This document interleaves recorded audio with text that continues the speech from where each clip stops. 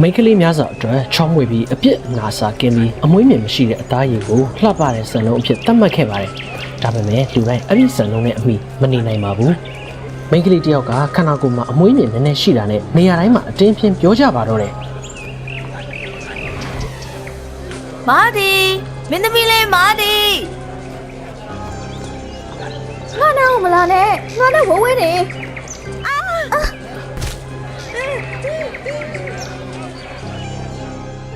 နွေဦးကနတ်သမီးတွေရဲ့နိုင်ငံတော်ဖြစ်တဲ့မိုရက်ရဲ့နိုင်ငံတော်ကိုနောက်တစ်ချိန်ပြန်လည်ရောက်ရှိလာခဲ့ပါတယ်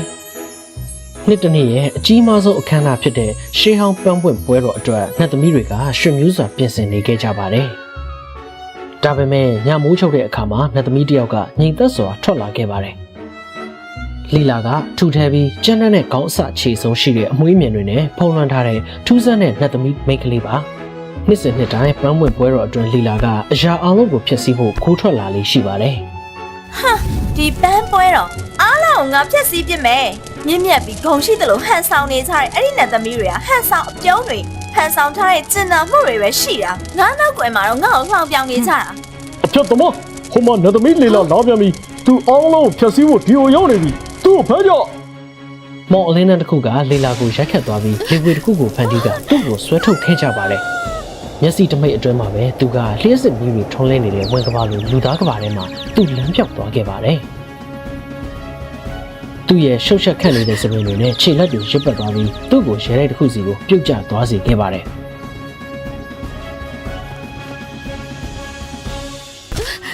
နှွေးထွေးတဲ့အခန်းထဲမှာလီလာကပဲ့တင်တန်းကြောင့်နိုးလာခဲ့ပါတယ်။အမဒီဝတ်ဆောင်ငါလက်ဆောင်ရထားတာဒီဝတ်ဆောင်ကငါနဲ့ပဲလိုက်ဖက်တာနင်နဲ့မလိုက်ဘူးနင်ငါချက်ပေါ်လာတိုင်းနင်လိုချင်တဲ့အရာအားလုံးရမယ်မထင်နဲ့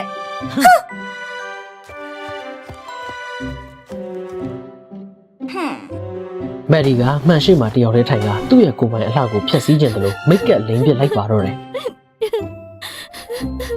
လီလာကအနားကိုညှမ်းသားစွာပြန်တန်းသွားပြီးသူ့ကိုနှစ်သိမ့်ချင်ပေမဲ့သူ့ရဲ့အမွှေးမြင်တွေကြောင့်အနီးနားမှာရှိတဲ့လှည့်နေတဲ့ပန်ကမှာညှိသွားခဲ့ပါတယ်ဟေးငါ့ကိုပါအောင်ငါတောင်းပန်ပါတယ်ခဏလေး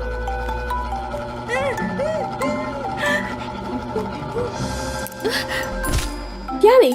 ညထိခိုက်သွားသေးလားဝါမျက်စမပြန်ရှည်လာတယ်ဒါဘယ်လိုလုပ်ဖြစ်နိုင်မှာလဲလီလာမဖြစ်နိုင်ခင်မှာသူကနှာချေလိုက်ပြီးနတ်သမီးအမှုန့်နဲ့လက်လက်ဆက်ဆက်ညှက်ထားတဲ့စပင်တွေကအခန်းအနှံ့ပြန့်ဝဲသွားခဲ့ပါတယ်မက်ဒီကလင်းလက်နေတဲ့ဖုံဖုံတွေကိုမတော်ဆရှူမိလိုက်ပြီးသူလည်းနှာချေပါတော့တယ်ကောင်မလေးနှစ်ယောက်စလုံးကော်စောဘုတ်ကိုလဲချလိုက်ပြီးအစကတင်းမာနေတဲ့လေတူးကရှီမောတန်တွေကြောင့်ပျောက်ကွယ်သွားခဲ့ပါတယ်နေရဘာတူလဲနေရဘယ်ကလာလဲနေရထူးဆန်းလိုက်တာပြီးတော့စိတ်ဝင်စားဖို့လည်းကောင်းတယ်နင်ငါ့ကိုမကြောက်ဘူးလားမကြောက်ပါဘူးဒီအမွှေးမြင်နေရဲ့အောက်မှာတကယ်လှတဲ့ကောင်မလေးတယောက်ရှိနေတယ်ဆိုတာကိုငါယုံတယ်ငါနဲ့ကိုစပင်ဖြီးပေးမယ်မက်ဒီရဲ့နှုံးညက်သိမ်မွေးတဲ့အပြုမှုတွေကအချိန်တော်ကြာအထီးကျန်မှုတွေနဲ့ပြည့်နှက်နေတဲ့လီလာရဲ့ဘဝမှာသူနှစ်များစွာမခံစားခဲ့ရတဲ့ပျော်ရွှင်မှုကိုခံစားခဲ့ရတယ်လေ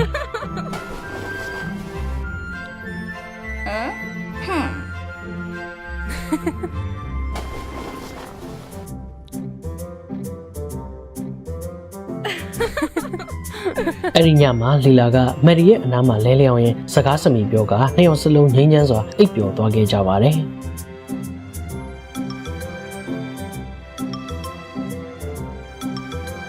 မနက်မိုးလင်းတော့မက်ဒီကဖြင်းချင်းစွာထားထိုင်လိုက်ပါတယ်ရုတ်တရက်သူ့လက်တွေနဲ့သူ့ချက်တော့တွေအပြင်သူ့မျက်နှာမှာလည်းအမွှေးမြင်တွေပေါက်နေတာကိုသူတွေးလိုက်ရပါတယ်အော်မဖြစ်ဘူးအဲ့ဒါငါကြောင့်ဖြစ်သွားလားအော်မဖြစ်ဘူးထွက်သွားတော့အခုငါဘယ်သူ့ကိုမှမတွေ့ချင်ဘူးငါနဲ့တော့အမွှေးမြင်ရှည်တဲ့ကြောက်စရာကောင်းတဲ့သူလိုမဖြစ်ချင်ဘူးအော်ဒါဆိုနင်လည်းငါ့ကိုလှောင်ရည်ခဲ့တဲ့မော်ရကနတ်သမီးနဲ့အတူတူပဲပေါ့နင်ငါ့ကိုမောင်းထုတ်စရာမလိုပါဘူးငါမှငါထွက်သွားမှာပါလီလာကဒေါသတကြီးနဲ့ထွက်သွားခဲ့ပေမဲ့သူ့ရဲ့မျက်လုံးတွေမှာမျက်ရည်တွေစီးကျနေစေပါဘာလို့လဲဆိုတော့သူ့စိတ်ထဲမှာသူကမက်ဒီကိုတငယ်ချင်းအဖြစ်အမှန်တကယ်တွေးခဲ့လို့ပါပဲ အဲ့ဒီအချိန်မှာပဲလီလာသတိမပြုမိတဲ့အချိန်လူသားရဲ့ဖန်ဆီးခြင်းကိုခံခဲ့ရပါတယ်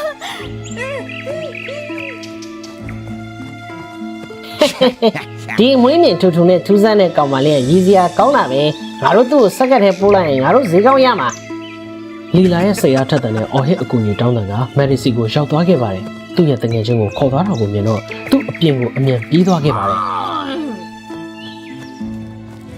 မင်းသမီးမက်ဒီကသူ့ရုပ်ကိုဖျောက်ပြီးလီလာကိုရှာဖို့စိတ်ပိုင်းဖြတ်ကရဲတိုက်ထဲကနေထွက်သွားပါတော့တယ်ခဏအကြာမှာတော့အမွေးမြင်တချို့လမ်းမှာကျနေတာကိုသူသတိထားမိသွားခဲ့ပါတယ်来啦！ငါတို့ online မိတယ်ငါတို့ရှားမယ် လမ်းလျှောက်လာရင်စူညံတဲ့ဈေးတစ်ခုမှာမက်ဒီကလှော်ရင်ထဲမှာတောက်ကတ်ခံထားရတဲ့ထူးဆန်းတဲ့အမွေးမြင်တဲ့နတ်သမီးကိုတကိုးတွေကပြသနေပြီးလူတွေကလည်းအော်ဟစ်လေလံဆွဲနေတာကိုသူတွေ့လိုက်ရပါတယ် ကျမတို့ဝဲမယ်ဒီလဲဆွဲနဲ့ဒါကကျမပိုင်တဲ့အရာအားလုံးပဲကျေးဇူးပြုပြီး မဖြစ်ဘူးအဲ့ဒါနဲ့မေနဲ့ကိုပေးခဲ့အထူးလက်ဆောင်ဆို အခုအချိန်မှာငါနဲ့ကိုကဲတင်မှုကအရေးကြီးဆုံးပဲ ဟေးဒရမာတွေလာမခင်းနဲ့ငါ့ကိုလေဆဲကိုပြစမ်း Oh my god အဲ့ဒါကြောင့်မြရတနာအစ်စ်တွေပဲအဲ့ဒီအမွေးဘော်လုံးကိုယူသွားတော့အဲ့ဒါမေးသိချေခဲ့တဲ့အရာအတွက်ပဲမိုးရွာလာတာနဲ့အမျှမက်ဒီရဲ့ခန္ဓာကိုယ်ကရုတ်တရက်ပြောင်းလဲသွားပြီးထူထဲပြီးကျန်းတဲ့အမွေးမြင်ဖုံးနေတဲ့တတော်အဖြစ်ကိုပြောင်းလဲသွားကရော်သားတွေကိုကြောက်လန့်စေပါတော့တယ် ဘလူးဟဲ့ မက်ဒီကမိုးလယ်မှာကြောက်လန့်တကြားတုန်လှုပ်သွားခဲ့ပါတယ်လီလာကသူ့ရှိကိုပြေးသွားခဲ့ပြီးသူ့ရဲ့အမွေးမြင်နဲ့သူ့ကိုကောက်ွယ်ပေးခဲ့ပါတယ် ပြေတော့ မက်ဒီနဲ့လီလာတို့ကစွန့်ပစ်ခံထားရတဲ့ကူစီကိုပြေးသွားခဲ့ပြီးတယောက်ကိုတယောက်တိတ်တဆိတ်နှွေးထွေးစေခဲ့တယ်လေ ငါတွေးတော့မတွေးရဘူးနင်ဒီရက်ဆက်မှုတွေကိုအချိန်အကြာကြီးနင်ဘလို့သိခံခဲ့ရလဲ အစာငါဒီလိုပုံစံမဟုတ်ဘူးရှေလီယာပြီးတောက်ပြောင်တဲ့စပင်တွေနဲ့မိုရက်မှာအလားဆုံးနဲ့သမီးဖြစ်ခဲ့ဘူးလေလူတိုင်းကငါရဲ့ရုပ်ရည်ကိုအရန်သဘောကျတာကြောင့်ငါမာနကြီးလာခဲ့တယ်ဘသူမှငါနဲ့တငယ်ချင်းမဖြစ်ထိုက်ဘူးလို့တွေးခဲ့ရလေဒါပေမဲ့အဲ့ဒီຫນွေဥပေါက်ချိန်တစ်ခုမှာနှစ်သမီးထောင်မောင်းများစွာရဲ့ရှင်မှာပန်းပွင့်ဖလားကိုကင်ထားရင်ငါလက်ကိုမြောက်လိုက်တဲ့အချိန်မှာလက်မွေးတွေကိုတွေ့တော့လူတွေကငါ့ကိုထူဆန်းပြီးကြောက်စရာတစ်ခုလိုပဲမြင်ခဲ့ကြတယ်သူတို့ရဲ့ရီမောတန်တွေကငါနှလုံးသားကိုထိုးဆိုင်လိုက်တဲ့ဓာတ်လိုပဲငါလည်းဒေါသထွက်သွားပြီးတော့ပန်းပွင့်ဖလားနဲ့အားလုံးရိုက်ချိုးပစ်လိုက်တယ်လေ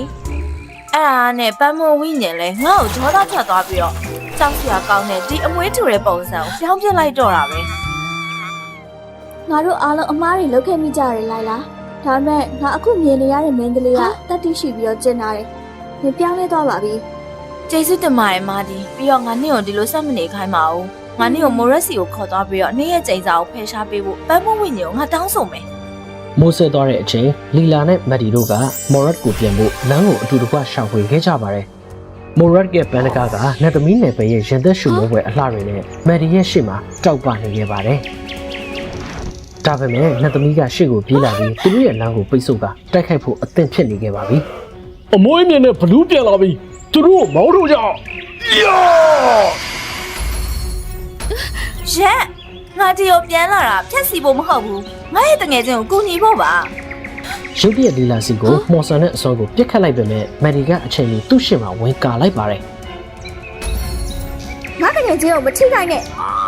ဒါပေမဲ့မက်ဒီကလူသားတစ်ယောက်ဖြစ်တာကြောင့်နှစ်သမီးမော်အစွမ်းကသူ့ကိုနှောက်မှုသွားခဲ့ပြီးထိမရတော့တဲ့တရဝါအဖြစ်ကိုပြောင်းလဲသွားပါတော့တယ် အဲ့ဒီရုပ်ဆိုးတဲ့အမွေးမြင်နဲ့ဘလူးတွေကိုဖျက်ဆီးပြကြအောင် အခုဒေါသတွေနဲ့လွှမ်းခြုံနေတာကြောင့်မက်ဒီကဘာကိုမှသတိမရှိတော့ပဲသူ့ကိုတိုက်ခိုက်ခဲ့သူအားလုံးနဲ့လီလာကိုပါတိုက်ခိုက်ပါတော့တယ် မဖြစ်ဘူးမာဒီရှက်လိုက်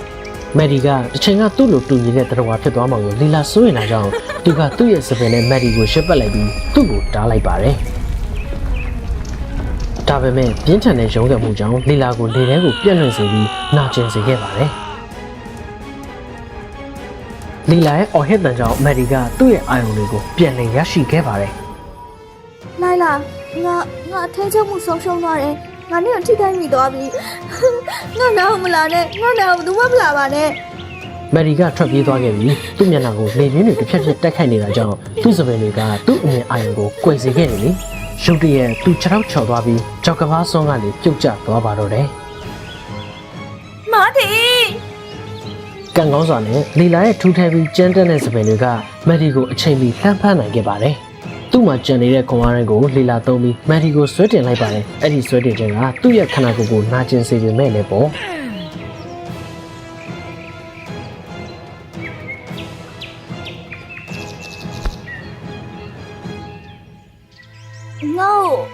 ငါ့ကိုထားမတော့ပါနဲ့နင်ဘာလို့ဒီလိုစတဲ့ရတာလဲ ဘာလို့လဲဆိုတော့နေရငါရဲ့အဖိုးတန်ဆုံးတငယ်ချင်းမလို့လေနေရငါရဲ့တကယ်ခင်မေရင်းနှီးခြင်းနဲ့ပထမဆုံးလူပဲအဲ့ဒါနေမယ်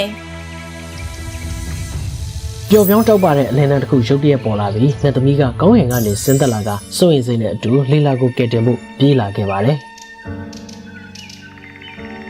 အရန်နောက်ကျသွားပြီငါတောင်းပန်ပါတယ်လီလာမင်းရဲ့နာကျင်မှုတွေဘလောက်နဲ့ဆိုင်လဲဆိုတာငါမသိလိုက်ဘူးဘလောက်လေးနဲ့တယ်ဆိုတာငါမတွေးခဲ့ဘူးငါမင်းကိုအကြာကြီးဒုက္ခခံစေခဲ့မိရဲ့ အိုးတနာစီရလိုက်လားသူတရောင်ထောင်ပြောင်မှုတွေနဲ့အပယ်ခံမှုတွေအားလုံးအချိန်တော်ကြောင်ခံနေရတယ်သူရဲ့ဘဝဒီချက်ပို့ပြီးတော့တောက်ပနေခဲ့တဲ့နာ ဘသူမှဘာမှမပြောတော့ဘဲထိတ်လန့်နေတဲ့မျက်နှာတွေကတိတ်ဆိတ်ငြိမ်သက်စွာမှုန်သွားခဲ့ပါတယ်လူတစ်ယောက်စီကပထမဆုံးအကြိမ်အပြည့်ရဲ့လေးလံမှုကိုခံစားခဲ့ရတာပါနှစ်သမီးတွေကလီလာကိုညှဉ်းသားစွာမြှောက်တင်လိုက်ပြီးအထိုက်တန်ဆုံးနဲ့ဝိညာဉ်တွေသာအနားယူလို့ရတဲ့မြင့်မြတ်တဲ့နေရာဖြစ်တဲ့ပန်းပွင့်သစ်ပင်စီကိုပို့လိုက်ပါတယ်လူတိုင်းကနှုတ်ဆက်ဖို့သူတို့ရဲ့ကောင်းကိုငုံကပန်းပွင့်သစ်ပင်ကလီလာကိုညှဉ်းသားစွာရှစ်ပတ်လိုက်ပါတယ်ပန်းပွင့်ရဲ့နှလုံးသားကနေလီလာနိုးထလာခဲ့ပါတယ်သူ့ရဲ့အလှကအရင်ကလိုတောက်ပပြီးဖြူစင်သွားခဲ့ပါတယ်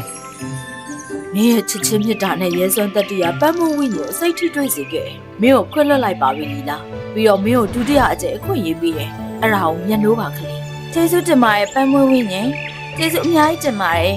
မာဒီငါပြန်ရောက်ပါပြီငါလေလီလာလေ ငါနဲ့ကိုဆုံးရှုံးလိုက်ရပြီထင်တာပြန်လဲကြိုးစိုးပါလေလိုက်လား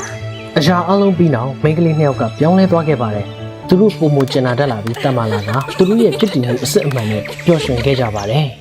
ကျေပြောလာတဲ့သမုဒ္ဒရာကြီးကသူ့အနားကိုရောက်လာတဲ့ဒီနှစ်ယောက်ကိုမျိုးချဖို့အစင်းသင်းဖြစ်နေတယ်လို့ပြင်းထန်စွာလှိုင်းထန်နေလေရဲ့ဒါတောင်မှအဲ့ဒီဘလူးကြီးရဲ့ပါဇက်ထဲကိုတန်းတန်းမတ်မတ်ဝင်ရောက်နေတဲ့မိုက်မဲတဲ့တူတူကရှိနေသေးတယ်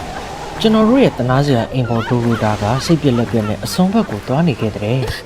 သူ့ရဲ့မျက်နှာကရှေ့ခင်မှန်မီလိုအေးခဲနေပြီးအလင်းကိုနှစ်ထောင်ပေါင်းများစွာမမြင်ရတယ်လို့သူ့ရဲ့မျက်လုံးတွေကပိတ်နေခဲ့ပါတယ် လာပြီလာနေပြီ နောက်ထပ်ခြေလမ်းအနှဲငယ်ပဲလှမ်းရုံနဲ့ကျွန်တော်တို့ရဲ့တနာစရာမိန်းကလေးကပင်လယ်ထဲကိုရောက်သွားမှာပဲဖြစ်ပါတယ်ဒိုရိုတာမှာဖြစ်ခဲ့တဲ့ကြောက်စရာကောင်းတဲ့အဖြစ်အပျက်တွေကသူကိုယ်တိုင်အထဲကိုဝင်လျှောက်ခဲ့တဲ့အဖြစ်ဆိုးတစ်ခုပါပဲသူကနိုင်ငံရဲ့အကျော်ကြားဆုံးအိမ်ပေါ်ဖြစ်ပြီးအရန်လိမ်မာပါလိုက်ပြီးကျင်နာတတ်သူပါ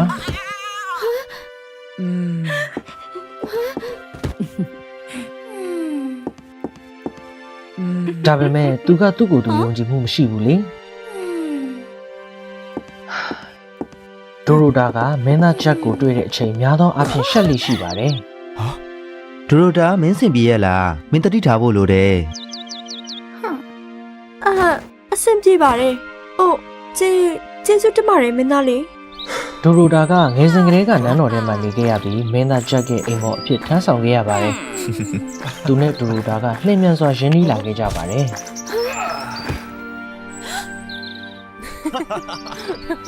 တဖြည်းဖြည်းနဲ့ဒိုရိုတာကမင်းသားချက်အတွက်ခန်းစားချက်တွေဖြစ်လာခဲ့တဲ့ချက်ကအနှစ်တစ်ထောင်မှတစ်ကြိမ်ပေါ်လာတဲ့မင်းသားလိုပါပဲသူကချောမောထက်မြက်ပြီးသူ့ရဲ့ကြက်တီကိုခံနိုင်ရှိတဲ့အမျိုးသမီးမရှိတဲ့လောက်ပဲလေဒါပေမဲ့ချက်ကနိုင်ငံရေးရနဲ့လေ့ကျင့်ရေးမှာအလုပ်များလွန်းတာကြောင့်အချက်ကိုဂရုမစိုက်နိုင်ဘူးလေဒိုရိုတာကတော့စိတ်မလုံးကြပါဘူးသူ့ရဲ့တာမန်တွင်မြင်တဲ့အိမ်မော်အဆင့်တန်းကမင်းသားနဲ့မထိုက်တန်ဘူးလို့သူထင်နေလို့ပါပဲ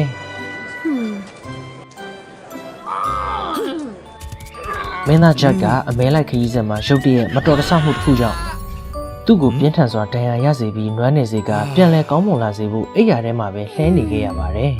။အစပိုင်းမှာတော့အိမ်မော်တော်တော်များများကမင်းသားစီကိုလာခဲ့ကြပေမဲ့နောက်ဆုံးမှာတော့ဒိုရိုတာကိုပဲပြုစုဆောင်ရှောက်ဖို့ခွင့်ပြုပေးခဲ့ပါတယ်။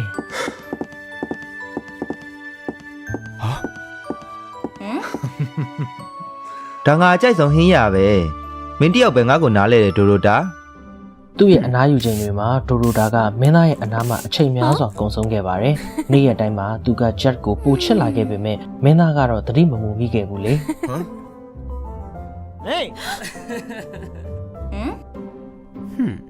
ဥယျင်ကိုနေ့တိုင်းလာလေတဲ့မိန်းကလေးကဘာတူလဲ အဲ့ဒါကဘူကျော်ရဲ့သမီးခက်ထရီနာပါသူကရှုကင်းတွေကိုရှုစားဖို့ဒီလိုမကြခဏလာလေးရှိရလေ အိုးဟုတ်တာပဲငါဖတ်မိပြီဝေါသူတကယ်လာတာပဲမဟုတ်လားဒိုရိုတာ ဂျက်ပြန်လဲတက်တာလာတာနဲ့အမျှကက်ထရီနာရဲ့ဆွတ်ဆုံမှုကသူ့ကိုပူပူပြီးဆွဲလန်းလာစေခဲ့ပါတယ်။ကက်ထရီနာကထူးခြားလှပတဲ့မိန်းကလေးတစ်ယောက်ပဲဖြစ်ပါတယ်။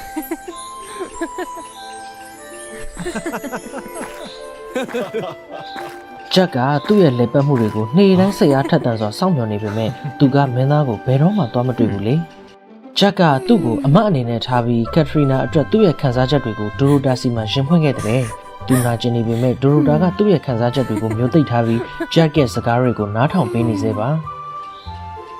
သူဘာလို့ဒီကိုမလာတာလဲဒိုရိုတာ ဒိုရိုတာကသူ့အတွက်ပျော်ရွှင်မှုကိုရှာပေးဖို့စိတ်ပိုင်းဖြတ်ခဲ့ပါတယ် မင်္ဂလိခက်ထရီနာမင်းသားစီကိုသွားလဲဖို့အချိန်ခဏလောက်ပေးလို့ရမလား ငါကို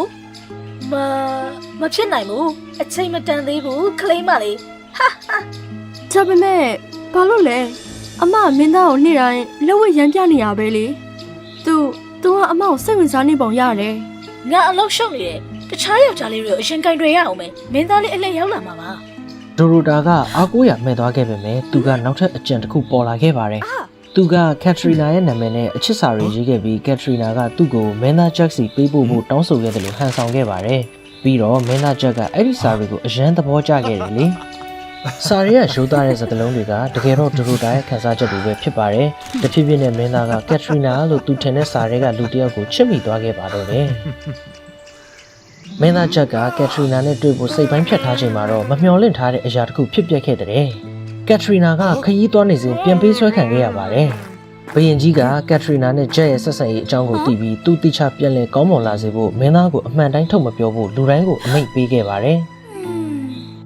ဒါပေမဲ့ကက်ထရီနာကိုမတွေ့ရတာကြပြီဖြစ်တာကြောင့်မင်းသားချက်ကပူပူပြီးစိုးရိမ်လာပါတော့တယ်သူအချစ်နာကျသွားခဲ့ပါတယ်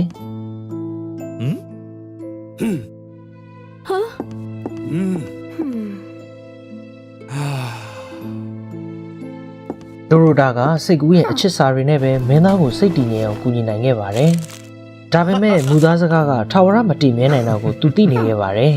။မင်းသားဂျက်ကသူ့ရဲ့လှပတဲ့မျက်နှာကြောင့်ကက်ထရီနာကိုချစ်နေတယ်လို့ပဲဒိုရိုတာထင်နေခဲ့တာပါ။ဒီလိုနဲ့ကျွန်တော်တို့ရဲ့တနာစရာမိန်းကလေးကယူသွတ်တဲ့အစီအစဉ်တစ်ခုပေါ်လာခဲ့ပါတယ်။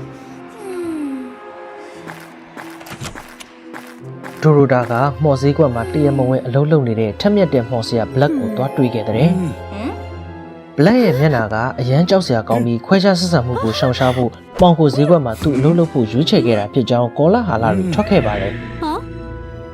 မင်းဘာလို့ကျင်လို့လဲဒိုရိုတာကသူ့မျက်နှာကိုကက်ထရီနာနဲ့တူစေဖို့ဘလက်ကိုတောင်းဆိုခဲ့ပါတယ်ဒါမှသူကမင်းသားဂျက်နဲ့အတူရှိနေနိုင်ပြီးသူ့ပျော်ရွှင်မှုကိုရှာဖွေနိုင်မှုကူညီပေးချင်ခဲ့တာလေ မလုံနိုင်ဘူးအချစ်ဆိုတာမိုင်မဲမှုပဲအဲ့ဒါအတွက်မင်းရဲ့မျက်နှာကိုစွတ်လွတ်တာလားပြီးတော့မင်းကကို့အတွက်ဖွင့်ပြောဖို့တော့တတိနဲလုံးနေမင်းကမိုက်မဲတာပဲ ဒါပေမဲ့ကျမခက်ထရီနာနဲ့မဆုံနိုင်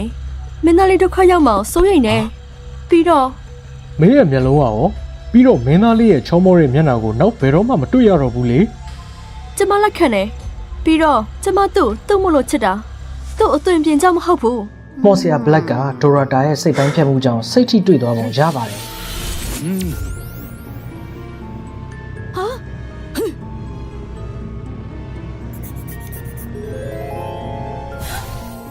ဒါပေမဲ့မန်နန်ကချက်ချင်းအကျိုးသက်ရောက်မှုမရှိဘူးလေဒိုရိုတာကမန်နန်ပြည်စုံစေဖို့3လစောင့်ခဲ့ရပါတယ်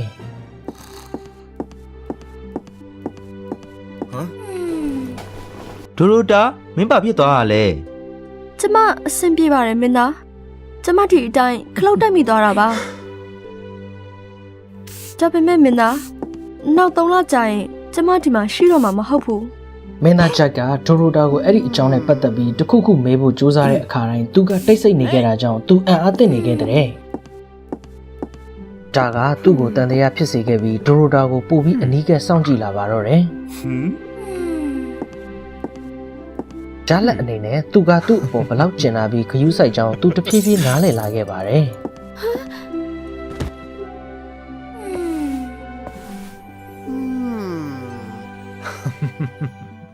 အဲ့ဒီကာလတွေမှာဒိုရိုတာကမင်းသားချက်ကိုစာအတုတွေဆက်လက်ယူလာပေးနေစေပါမင်းသားချက်ကစာပြီးပြန်လဲကောင်းမွန်လာခဲ့ပါတယ်ဘာဖြစ်လို့လဲဆိုတော့စာထဲမှာကက်ထရီနာက3လနီးပါးလောက်ကြာမှပြန်လာမယ်လို့ပြောခဲ့လို့ပါပဲ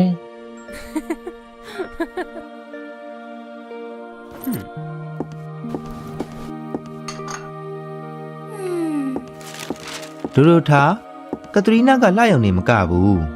အန်ဟောဆရာကောင်းတဲ့ကိုရီကိုသွေးလည်းရှိတယ်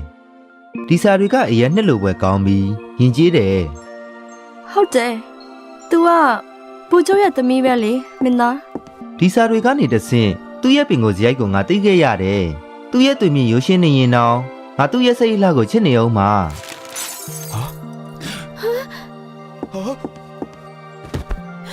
ဒိုရိုထာမင်းစင်ပြေရလား မဟုတ်ဘူးဒါကျမရဲ့အမားပါမင်းသားကျမတောင်းပန်ပါတယ်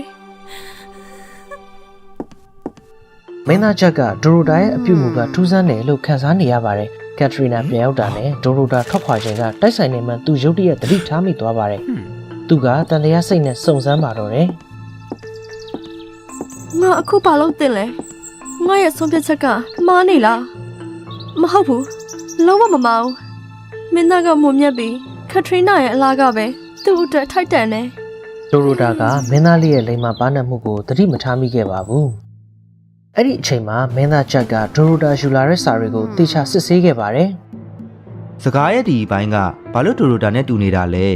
အရင်ကစာတွေကိုကြိမ်ကြိမ်ဖတ်တုန်းကငါဘာလို့သတိမထားခဲ့မိတာလဲ ။အဲ့ဒီနောက်ကျွန်တော်တို့ရဲ့မင်းသားချက်ကသူ့ရဲ့တန်တရားစိတ်တွေကိုကိုယ်တိုင်အတည်ပြုဖို့ဆုံးဖြတ်ပါတော့တယ် မင်္ဂလေးကက်ထရီနာကနောက်ဆက်တစ်စောင်ပို့လိုက်တယ်မင်းသား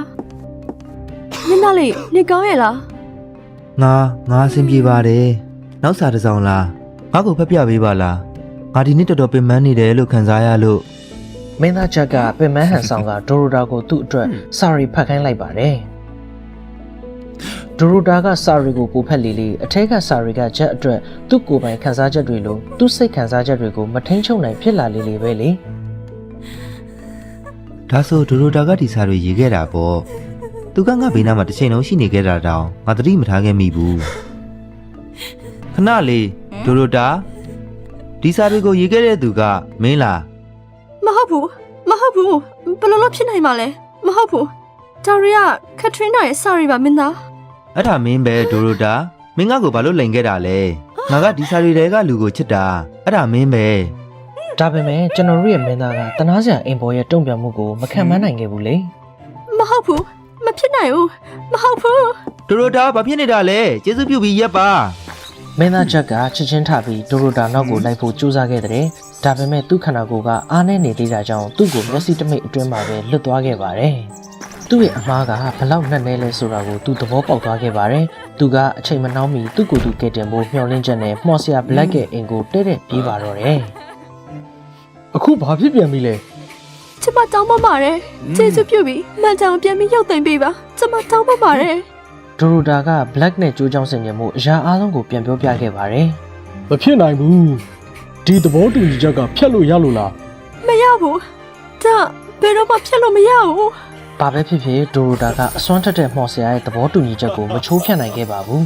။နောက်ဆုံးနေ့ကရောက်လာခဲ့ပြီးစိုးရုပ်တဲ့မှော်စရာကဒိုရိုတာရဲ့တွင်ပြင်းတဲ့မျက်လုံးတွေကိုယူသွားပါတော့တယ် မဟုတ်ဘူးအရန်နာတယ်အရန်ပူတယ်ငါမျက်နှာမဖြစ်ဘူးငါမျက်နှာဘာလို့ဒီလောက်မောင်သွားရတာလဲအရန်မောင်တယ်ငါဘာမှမမြင်ရတော့ဘူးအော်ငါမျက်လုံးနဲ့ဘာမှလဲငါမျက်လုံးနဲ့ မင်းစာချုပ်ကိုမမှတ်မိဘူးလားမျက်လုံးတွေမင်းမျက်လုံးတွေကဒီမျက်နှာနဲ့လဲလှယ်ဖို့အတွက်လေ ဟုတ်တယ်စာချုပ်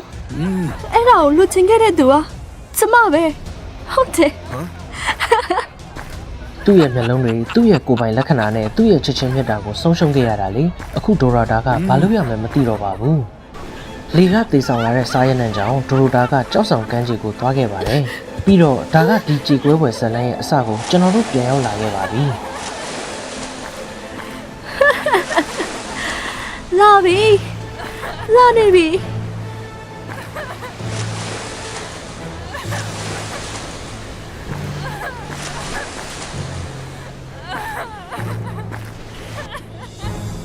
ရက်ပါတော့ဒိုရိုတာမင်းပါတွေလုံနေတာလေ မဟုတ်ဘူးကျမကိုလွတ်ပါဒီလိုမလုပ်ပါနဲ့ကျမကိုတယောက်တည်းလွတ်ထားပါ ခွင့်မပြုဘူးဒီလိုမလုပ်ပါနဲ့ဒိုရိုတာငါ့ကိုနားထောင်ပါ ဒိုရိုတာဘယ်တော့မှမတွေးခဲ့တဲ့မော့အစွမ်းတစ်ခုပေါ်လာခဲ့ပါတယ် မင်းသားလေးဘာလို့ဒီကိုရောက်နေရလဲမင်းသားဘာလို့ကျမမြင်နေရတာလဲ အားလုံးတွေ့တဲ့အတိုင်းဒိုရိုတာရဲ့မျက်နှာကတစ်စက်မှမပြောင်းသွားခဲ့ဘူးလေ ဘလို့လဲအော်သွားလာကလေးမလေး ဒါပေမဲ့ဘာလို့လဲကျမရဲ့မျက်နှာဘာလို့မပြောင်းသွားရလဲ ဒါဆိုအရေးချင်းရှိတဲ့မော်ဆရာဘလက်ကဘာလို့သူ့မျက်နှာကိုမပြောင်းတာလို့ထင်လဲ မော်ဆရာဘလက်ကဒိုရိုတာလိုသူ့အသွင်ပြင်နဲ့အလားတူပြဿနာရှိနေမှန်းကိုသူမသိခဲ့ဘူးလေ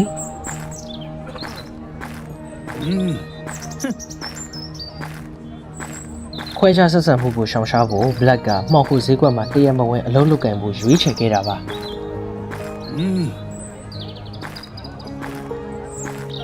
ဘလက်ကဒိုရိုတာကနေသူ့ကိုယ်သူမြင်ခဲ့ရပြီးသူစိတ်လွတ်သွားတဲ့အထိအချစ်အတွက်စိတ်အားထက်သန်နေတာကိုတွေ့တော့သူ့အတွက်ဝမ်းနည်းသွားခဲ့ပါတယ် မင်းကိုသင်ခန်းစာတစ်ခုပေးဖို့မန်နန်3ကျင်ဟန်ဆောင်ခဲ့တာမင်းအခုနားလေပြီလား အဲ့ဒါပဲဒိုရိုတာမင်းပါလို့ဒီလိုလုပ်တာလဲမင်းရဲ့တွင်ပြေကြောင့်ငါမင်းကိုချစ်တာမဟုတ်ဘူး ဒါပေမဲ့ကျမကအိမ်ပေါ်တယောက်ပဲလေပြီးတော့ကျမကမလှဘူးအဲ့ဒါအပြင်မင်းသားနဲ့ကျမဘယ်လိုလုပ်ထိုက်တန်မှလဲ မဟုတ်ဘူးမင်းရဲ့တွင်စိတ်အတွက်ငါမင်းကိုချစ်တာမင်းမို့လို့မင်းကိုချစ်တာအသွင်ပြင်ကစိတ်ဝိညာဉ်လောက်အရေးမကြီးဘူးဒိုရိုတာငါအတွက်တော့မင်းကအလှဆုံးမိန်းကလေးပဲ ဆက်ဆက်ထိမခံကြက်သိမ်းထားလိုက်တာ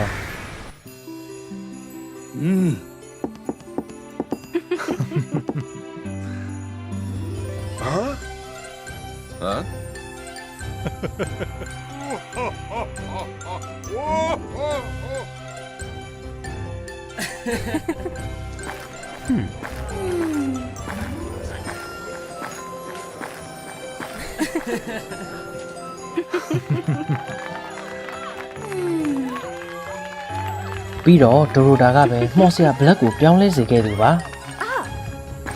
သူကမောင်ကိုဈေးကွက်မှာအလုံးမလုပ်တော့ပဲလူတွေနဲ့ပုံပုံဆက်သွယ်လာခဲ့တဲ့တင်း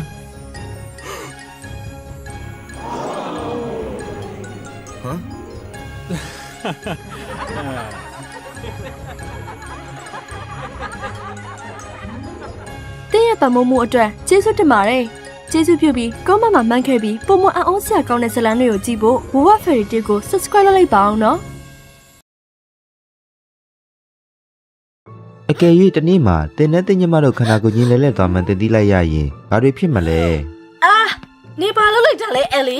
ပုံမြင်ကိုဆက်နာထောင်ဖို့ Wowa Fairy Tale ကို subscribe လုပ်ထားလိုက်နော်လွတ်လပ်တဲ့တိုင်းပြည်တစ်ခုမှာလွန်စွာမှကွယ်ပြားတဲ့ညီမ2ယောက်ရှိခဲ့ပါတယ်သူတို့ရဲ့ဝါသနာနဲ့ရုပ်သွင်မြင်ကောပေါ့အဲ့ဒါကြောင့်သူတို့2ယောက်ကြားမှာပဏိပခညင်ပွားမှုတွေမကြာခဏဖြစ်လေရှိပါတယ် နေမှာတခြားဝက်ဆရာဝက်စားမရှိတော့ဘူးလားနင်းကြည့်ရရိုးရှင်းလိုက်တာ ငါ့ကိုဂယုမဆိုင်ပါနဲ့ဟုတ်ပြီလား အဲလီကညီမအငယ်လေးဖြစ်ပြီးလွန်စွာကြိုးစားတတ်သူမှုသူ့မပဲကစာချဘိုးလို့မကြာခဏခေါ်လေးရှိပါတယ်အဲလီရဲ့မျက်လုံးထဲမှာတော့ပဲကဝစားစင်ရင်ကားတာကိုကြိုက်နှစ်သက်ပြီးဇိမ်ခံပွဲတွေတွားရတာကိုကြိုက်တဲ့အလွန်လှပတဲ့မိန်းကလေးလိုပဲမြင်နေပါတယ်ပဲရဲ့စိုးသွက်နှက်ပုံနဲ့စိတ်ဝင်စားစရာကောင်းတဲ့ကိုရီကိုသွေးကြောင့်သူ့ဘေးနားမှာတငယ်ချင်းတွေဝိုင်းနေပါတော့တယ်အဲ့ဒီချိန်မှာတော့အဲလီကမလှပတငယ်ချင်းမရှိတဲ့ကောင်မလေးဖြစ်ပြီးသူ့ရဲ့အထီးကျန်မှုကိုဘ ഹു တုဒတွေနဲ့သာဖြည့်ဆည်းထားပါတယ်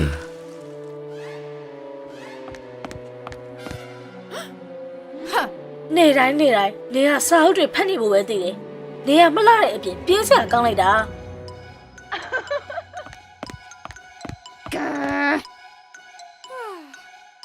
ဒ ဒါအပြင်အလီကိုညင်သာစွာဆက်ဆံတဲ့တဦးသောသူကပဲရဲ့တုံငွေတငယ်ချင်းအဖွဲ့တဲကအဖိုးဝင်သိဖြစ်တဲ့အင်ဒီနာချင်းနိုင်ငံကမင်းသားပလိတ်ပဲဖြစ်ပါတယ်အလီကတိတ်တခုပလိတ်ကိုအချိန်ကြာမြင့်စွာချစ်နေခဲ့တာပဲဖြစ်ပါတယ်အဲ့နောက်တနေ့မှာတော့သူ့ရဲ့အချစ်တွေကိုပလိတ်ကိုဝန်ခံဖို့သူ့တက်တိတွေကိုစူးစီးလိုက်ပါတော့တယ်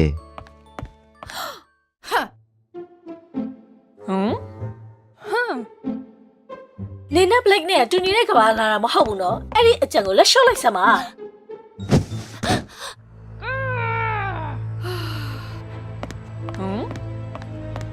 ပဲကသူ့လိုချင်တာအမြဲလွယ်ကူစွာရနေတာမို့အလီကိုဘယ်တော့မှနားလည်နိုင်မှုမကြိုးစားပါဘူး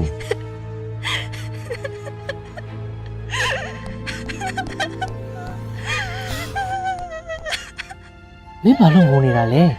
ဘာမှမဟုတ်ပါဘူးကျမပြောလဲရှင်နားလဲမှာမဟုတ်တာ ပဲမှန်လောက်ပါတယ်အလီကသူ့အတွက်လုံလောက်စွာမကောင်းဘူးလို့ခံစားနေခဲ့ပြီးသူ့ရဲ့တတိတသက်နေတတ်မှုကြောင့်အလီကသူ့အပေါ်သူ့ရဲ့အချစ်တွေကိုမဖွင့်ရဖို့ဆုံးဖြတ်လိုက်ပါတော့တယ်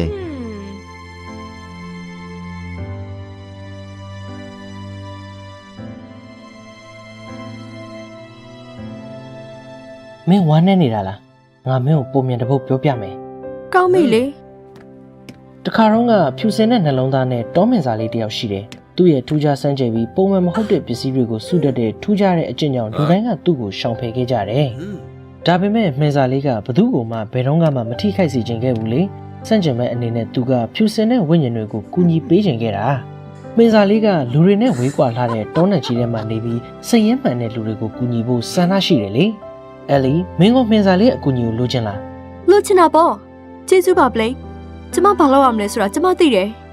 မင်းသားလေးသာတကယ်ရှိနေခဲ့ရင်သူကသာပဲကိုသူ့ရဲ့နှလုံးသားကိုနားလဲနိုင်ဖို့ကိုကြီးနိုင်မဲ့တူတဲ့သောသူဖြစ်ပါတယ်ပဲနောင်တရမှာအသေးကြပါပဲအလီကတော့နဲ့ထဲကိုသွားခဲ့ပါတယ်မင်းသားလေးကိုရှာဖို့တစ်ပင်နိုင်ကိုစစ်ဆေးရင်းနဲ့ပေါ့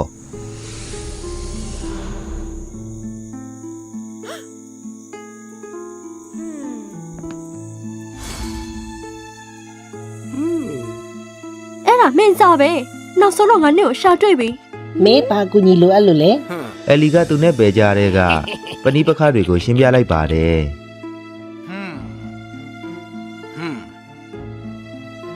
နေငါရဲ့အမကိုငါရဲ့အထီးကျန်မှုတွေကိုခန်းစားရအောင်လှုပ်ပေးနိုင်မလား ခလေးမလေးမင်းအမနဲ့ပတ်သက်ပြီးတကယ်ပဲဂရုစိုက်တာလားကောင်းပြီလေငါမင်းကိုကူညီမယ်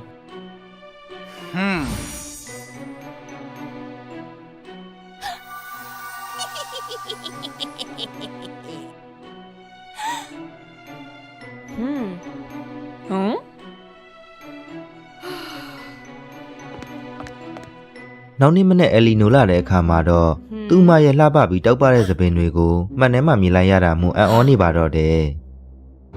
သူ့ရဲ့မနဲ့ခနာကိုချင်းလဲသွားမှန်သိလိုက်ရတာကြောင့်သူအံ့အားသင့်သွားပါတော့တယ်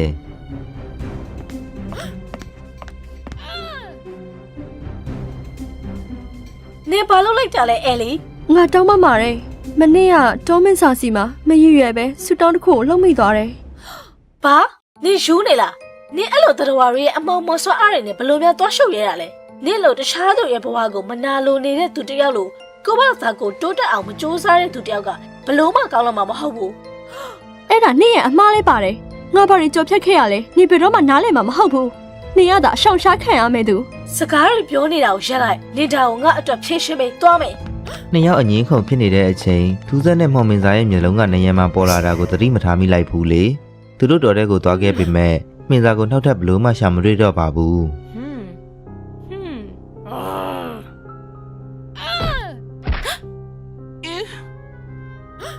ဟေးနေငါရဲ့ခြေထောက်နားစေပြီ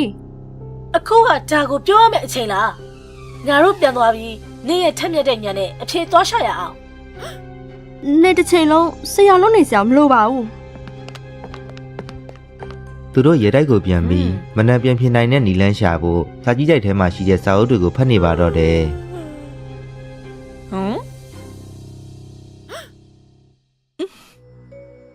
ရုတ်တရက်ပဲရဲ့လူကုန်ထန်တငယ်ချင်းတွေရောက်လာခဲ့တဲ့ ဟဲ့အပြင်သွားဆော့ရအောင်လေငါ့ကိုပြောတာလားနေကမဟုတ်လို့ငါဘသူ့ကိုပြောရမှာလဲလာစမ်းပါငါတို့ထင်ကြအတွက်ပြင်ဆင်ရအောင်မယ်လေ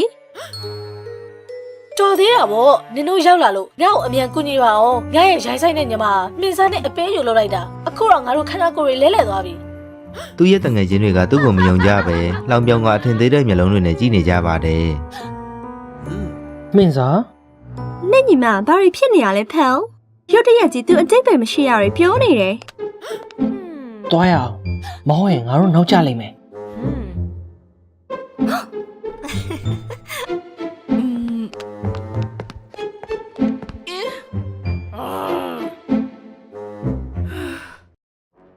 ဘဲလဲနေရာတိုင်းမှာအကူအညီရှာခဲ့ပေမဲ့ဘသူကမှသူ့ကိုမယုံကြည်ကြဘူးလေဘီရင်ကြီးကလည်းစစ်ပွဲအတွင်းမှာရောက်နေတာမို့သူ့ကိုမကူညီနိုင်ခဲ့ပါဘူးဘဲလဲအားလုံးစီမှာပျောက်ကွယ်နေတယ်လို့ခံစားလာပါတယ်သူအလီဘွားကဘယ်တငယ်ချင်းမှမရှိပဲအရန်ထိကျက်နေတာကိုနားလည်သွားခဲ့ပါပြီဘဲလဲစိတ်ပြက်ပြီးစာကြီးတိုက်ကိုရှာဖွေဖို့ပြန်သွားခဲ့ပါတယ်သူစာအုပ်ကိုဆွဲထုတ်လိုက်တဲ့အခါတကားတစ်ခုပေါ်လာခဲ့ပါတယ်သူ့ထဲကိုလမ်းလျှောက်ရင်းအဲ့ဒါကအလီရဲ့သူတည်တနာလုပ်တဲ့အခန်းဖြစ်ကြောင်းသိလိုက်ရပါတယ်ညီမငယ်လေးကလူပေါင်းများစွာရဲ့ဘဝကိုပုံမကောင်းမှုစေနိုင်တဲ့ခိကိုကျော်လွန်တဲ့တီထွင်မှုများကိုတီထွင်ခဲ့တယ်လေ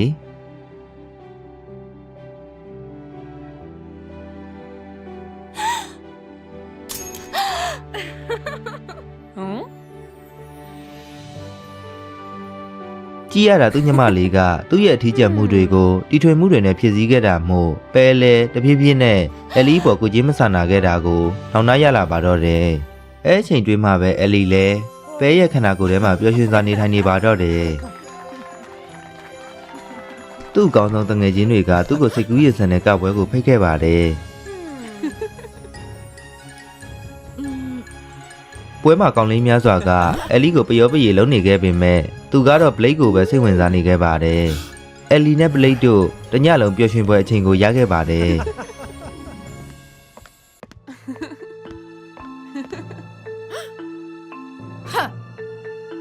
နင် Blake နဲ့ချင်းတွေ့လာလားတတိချာ तू ကကောင်းတဲ့သူမဟုတ်ဘူးလို့ငါခံစားနေရတယ် ဘာပဲဖြစ်ဖြစ်ငါ့ကိုလွတ်ထားစမ်းပါငါအရန်ပင်ပန်းနေတယ်ငါအိတ်ချင်ပြီ ဒီပြဿနာကိုဖြေရှင်းဖို့နီလန်းရှာအောင် ရပောင်းများစွာပွဲတွေတက်ပြီးနောက်အလီလည်းသူ့အမလိုတော့တကြီးလာခဲ့ပါတယ်။သူ့ရဲ့စပင်ကိုမတော်တဆအားဆိုင်ပြီးဖိလိုက်မိတာမို့နာကျင်သွားတာကြောင့်အစေခံတွေကိုစူပူကျိမ်းမောင်းမာတော့တယ်။သူ့တငယ်ချင်းရဲ့အဝတ်စားကိုတောင်ကဲ့ရဲ့ပြီးငိုအောင်လုပ်လိုက်ပါသေးတယ်။သူ့ရဲ့ဆွဲဆောင်မှုရှိရဲ့တွင်ပြင်နောက်မှာအလီလည်းသူ့ကိုယ်သူပူပူပြီးပျောက်ဆုံးလာခဲ့တဲ့။ပဲအထီးကျန်ပြီးသူ့ဘေးနားမှာဘယ်သူမှရှိမနေတာကိုမြင်ရတဲ့အခါအလီလည်းသူ့မှဒီလိုဖြစ်ရတာထိုက်တန်တယ်လို့တိတ်တဆိတ်ခံစားနေပါတော့တယ်။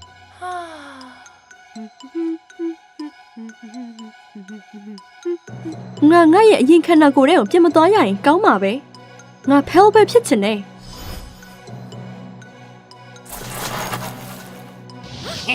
Hello, Ellie. အိုးနေငါတို့စောင့်ကြည့်နေရလား ဒါပေါ့ပြီးတော့ငါမှနင့်ကိုကူညီဖို့နီးလန်းရှိတယ်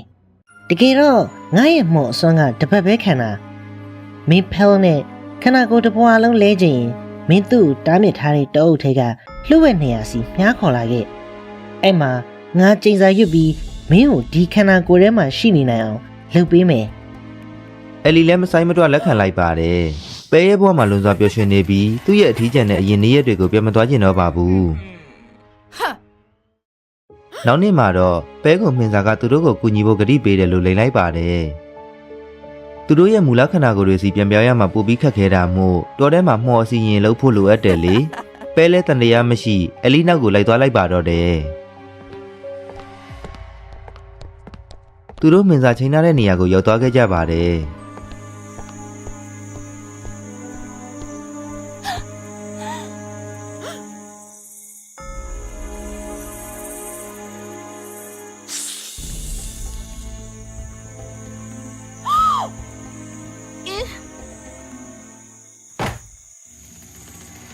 နင်စင်ပြေလားအဲ့လေ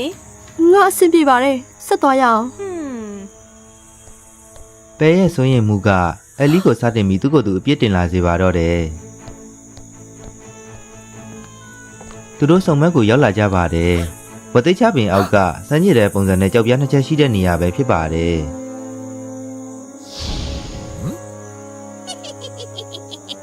ကောင်းတယ်မင်းတို့ဒီကိုရောက်လာပြီပဲကဲဖဲမင်းဒီကြောက်ပြားဘုတ်ကိုအရင်တက်လိုက်ပါ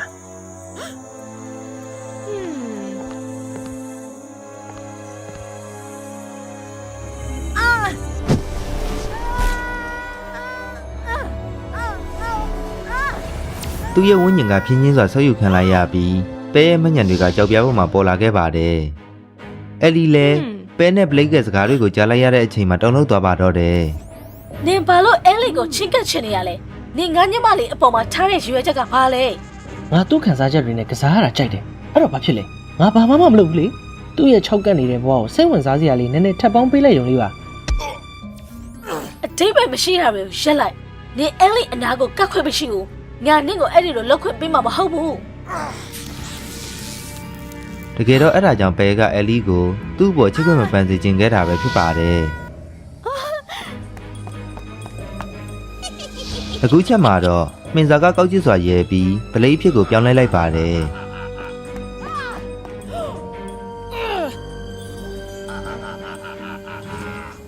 မင်းတို့တွေကိုအယူလို့ရတာတအားလွယ်တယ်တကယ်တော့ငါပြိုင်ဘက်ကင်းတဲ့ဆွမ်းအားကိုပိုင်ဆိုင်နိုင်မှုအခုတရားမြောက်ဝိညာဉ်အပိုင်းကိုလိုက်စုနေတာငါမင်းတို့ညီမနှစ်ယောက်စလုံးကိုဖျက်ဆီးပြီးနိုင်ငံတော်ကိုအုပ်ချုပ်မယ်လူတွေရဲ့လောဘကတကယ်ကိုအံ့ဩစရာကောင်းတဲ့အရာတစ်ခုပါပဲလားမင်းတို့တွေကကောင်းတဲ့ဘက်မှာရှိနေပေမဲ့နောက်ဆုံးတော့လဲမင်းတို့အချင်းချင်းထိခိုက်စေခဲ့ကြတာပဲ အဲလီလည်းပဲရဲ့ဝိညာဉ်ဆုပ်ယူခံရတော့မဲ့အချိန်မှာဘလိတ်ရဲ့အားနည်းချက်ဖြစ်တဲ့ခြေထောက်နှစ်ဖက်ကြားကနေရာကိုအမျက်ပြေးကန်လိုက်တာမှုသူ့ကိုအဟေးစစ်ပြီးမြေပြင်ကိုလဲကျသွားပါတော့တယ်။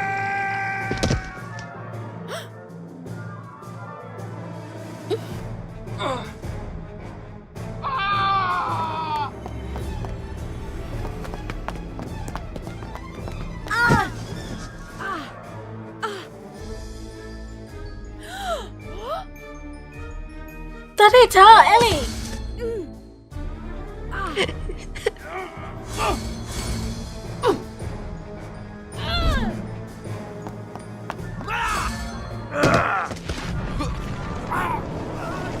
သူတို့နှစ်ယောက်လုံးနဲ့စီးကြောင်းနဲ့မျောသွားပေမဲ့ဘလိတ်ကကြောက်တုံးမော့အရင်ကြားတဲ့သူဖြစ်လို့သူ့ရဲ့ဝိညာဉ်ကပဲတဲ့ကိုဆုပ်ယူခြင်းခလိုက်ရပါတယ်။ပဲလည်းမတည့်ရဖို့ကြိုးစားနေရပြီးသူ့ရဲ့ဝိညာဉ်မဆုပ်ယူသွားခံရခင်မှာအလီကိုဆွဲထုတ်ဖို့ကြိုးစားပါတော့တယ်။သူတို့တယောက်ကိုတယောက်ပြုံးပြလိုက်ပြီးပလဲကိုဖျက်ဆီးပစ်လိုက်တာကြောင့်သူ့ရဲ့ဝိညာဉ်ကဖျက်ဆီးခြင်းခံလိုက်ရပါတယ်။မင်းသားရဲ့ဖုံဖုံတွေကရုတ်တရက်အလီနဲ့ပဲနာကိုဝင်ရလိုက်ပါတယ်။ သူတို့ရဲ့ဝန်းကျင်တွေကောင်းကင်မှာပြန်တန်းသွားပြီးမူလခန္ဓာကိုယ်စီကိုပြန်ရောက်သွားကြပါတော့တယ် ငါတကယ်တောင်းပန်ပါတယ်ငါရဲ့တကူကောင်းဆံမှုကနင့်ကိုဒုက္ခရောက်စေခဲ့တယ် ရပါတယ်အတိတ်မှာဖြစ်ပျက်ခဲ့တဲ့အရာအလုံးနဲ့ပတ်သက်ပြီးညာနင့်အပေါ်မှာရက်ဆက်ပြီးဝေဖန်ခဲ့တာတွေအတွက်ညာနင့်ကိုတောင်းပန်ချင်ပါတယ် ။ညီမနှစ်ယောက်လည်းတယောက်ကိုတယောက်အချိန်ကြာမြင့်စွာကြည့်နေပြီးသူတို့ပြန်ရောက်တဲ့အခါနှစ်ယောက်သားပြန်လဲတိတ်မြတ်ဖို့နီလန်းရှာမယ်လို့တိတ်တိတ်ဆိတ်တွေးနေပါတော့တယ်။ ရတိုက်ဟောင်းကိုဘရင်ကြီးပြန်ရောက်လာတာနဲ့တစ်ချိန်နဲ့သူတို့ပြန်ရောက်လာခဲ့ပါတယ်။ညီမနှစ်ယောက်တိတ်မြတ်နေတာကိုတွေ့လိုက်ရတော့သူလည်းအရင်အံ့ဩသွားတော့တာပေါ့။အဲ့ဒီချိန်ကစပြီးအဲလီလည်းသူ့ရဲ့ထက်မြက်မှုကိုအသုံးချပြီးလူတွေကိုကူညီနိုင်တဲ့ပစ္စည်းသစ်တွေကိုဆက်လက်တီထွင်มาတော့တယ်။အဲ့ဒီချိန်ပဲကပျော်ပါးတွေကိုရက်ခါစာတင်တာကိုအာယုံဆိုင်ပြီးသူ့ရဲ့ညီမငယ်လေးကိုပို့ချစ်ပေးခဲ့ပါတယ်။ သူ့ကိုဘလို့ပြင်ဆင်ပြီးတငယ်ချင်းတစ်တွေမိတ်ဖွဲ့ရမလဲဆိုတာကိုပါသင်မေးခဲ့ပါတယ်။အဲလီလက်ခက်အေးအေးကောင်မလေးကနေပြီးလှပတဲ့မင်းသမီးလေးအဖြစ်ကိုပြောင်းလဲသွားပါတယ်။မင်းသမီးနှစ်ယောက်လုံးမှာကွဲပြားခြားနားခြင်းတွေရှိနေပေမဲ့သူတို့ပေါင်းစည်းဖို့တင်ယူရင်းတယောက်ကိုတယောက်ချစ်ခင်နေပါတော့တယ်။ လွန်ခဲ့တဲ့နှစ်ပေါင်း100ကစစ်ပွဲကြီးမှာဗစ်တာလို့ခေါ်တဲ့မိမျိုးနယ်စုအာနာရှင်တယောက်က dressing ကဘာကိုအာနာနဲ့ထင်ချုပ်ဖို့သဘုံအဖွဲ့စီကိုဖွဲ့စည်းခဲ့တဲ့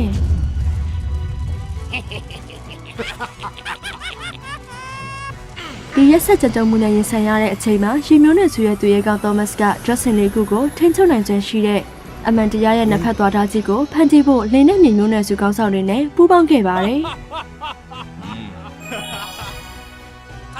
သောမတ်ကဓာတ်ကိုအသုံးပြုပြီးဗစ်တာကိုအနိုင်ယူကထာဝရငြိမ်းချမ်းရေးကိုရယူခဲ့ပါတယ်။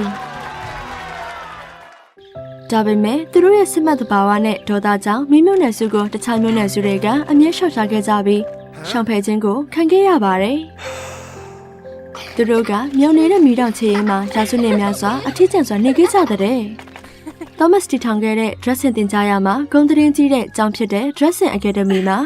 ရင်မြေလေးမျိုးနွယ်စုကကျောင်းသားတွေကရှော်နော်ပြီးသူတို့ရဲ့ယဉ်ကျေးမှုတွေကိုမျှဝေခဲ့ကြတဲ့သူတို့ရဲ့ကိုယ်ပိုင်ပညာရေးစနစ်ကိုတော့ဖန်တီးခဲ့ကြပါတယ်။အမ်ဘာကငယ်စဉ်ကတည်းကမိတော်တွေအပြင်ဘက်မှာရှိတဲ့ကဘာကြီးအကြောင်းကိုအမြဲတမ်းချင်နေခဲ့တာလေ။စစ်ပွဲပြီးသွားပြီးလူတွေကမိမျိုးနွယ်စုအပေါ်မလုံမုန်းထားမှုရှိနေတော့မဲဆိုတာကိုသူလက်မခံနိုင်ဘူးလေ။အမ်ဘာကအသက်19နှစ်အရွယ်မှာ Dressing Academy ကနေမိမျိုးနွယ်စုကျောင်းသားတွေကိုအဲ့ဒီနေ့မှာပထမဆုံးအကြိမ်လက်ခံမယ်ဆိုတဲ့အကြောင်းကိုသူကြားသိလိုက်ရပါတယ်။သူမိဘတွေရဲ့ပြင်းထန်တဲ့ကန့်ကွက်မှုတွေကြားမှာအမ်ဘာကကဘာကြီးနဲ့ပေါင်းစပ်ပြီးခွဲခြားဆက်ဆံခြင်းကိုဖယ်ရှားဖို့ Dressing Academy မှာကျောင်းတက်ဖို့စိတ်ပိုင်းဖြတ်ခဲ့တဲ့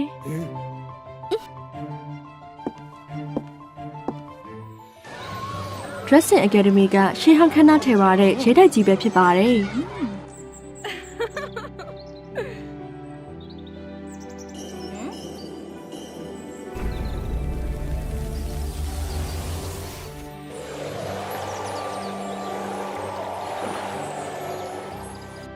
ဒါပေမဲ့လည်းထူးဆန်းတဲ့မိကျောင်းသားတယောက်ရဲ့အသွင်အပြင်ကတခြားကျောင်းသားတွေကိုတုံဆိုင်စေကသူ့ကိုမတူမတန်တဲ့အကြည့်နဲ့ကြည့်နေခဲ့ကြတဲ့။ကျောင်းဝင်းအလယ်မှာရှင်နဲ့ပြုတ်လောက်ထားတဲ့သူရဲကောင်းသောမတ်ရုပ်တုကြီးတစ်ခုရှိနေခဲ့ပါတယ်။အမ်ဘာကရုပ်တုကြောင့်စိတ်ပြောင်းလွင်သွားပြီးရေကျောင်းသားဝတ်ကိုဝင်တိုက်မိခဲ့ပါတယ်မီးကြောင်သားတနာစရာပဲကျောင်းကမီးကြောင်သားတွေကိုလက်မခံနိုင်ဘူးသူတို့ကဒီနေရာရဲ့စွမ်းရည်ဟန်ချက်ကိုပြတ်ပြားစေလိမ့်မယ်ဟေးနေ့ရက်စကားတွေကိုစင်ချင်တော့ငါလည်းတခြားကျောင်းသားတွေလိုပဲဒီမှာနေခွင့်ရှိတယ်သူ့လိုဒေါသအုံနဲ့အမ်ဘာကသူ့ရဲ့စိတ်ခံစားချက်တွေကိုမထိန်နိုင်တော့ဘူးလေသူတို့ပတ်လည်မှာရှိတဲ့လူအုပ်ကြီးကဒေါသတကြီးနဲ့အတန်နဲ့ထွက်ပေါ်လာပေမဲ့အမ်ဘာကဝတ်ကိုကောင်းမော့ပြီးစိတ်ကြည့်လိုက်တဲ့နေတို့အားလုံးပါကြည့်နေရလေအဲ့ဒီအချိန်မှာလေချောင်းအုပ်ဝဲလ်ဘတ်ရောက်လာခဲ့ပါတယ်တော်ပြီအားလုံးကိုယ်တန်းစီကိုပြန်ကြတော့ဝဲလ်ဘတ်ကရုပ်ထုကိုပြန်လည်ထင်းသိမ်းဖို့ရေဆီယာမတယောက်ကိုညွှန်ကြားခဲ့ပြီးနောက်အဲ့ဒီလိုမတော်တဆမဖြစ်စေဖို့အကအယံတစ်ခုကိုဖန်တီးလိုက်ပါတယ်